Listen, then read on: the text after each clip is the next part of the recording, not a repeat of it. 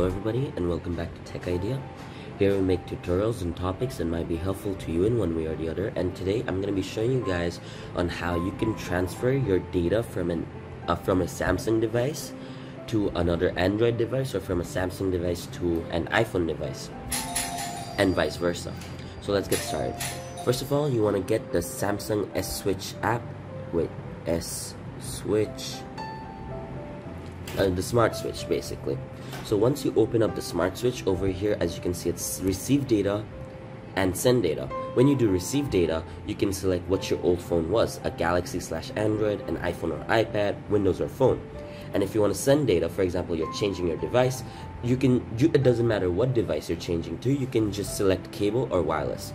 Once you're done selecting this, it's just gonna automatically start transferring. Then you get to select what data you want to transfer, like if it's everything or just your contacts and messages. Typically I would suggest do everything.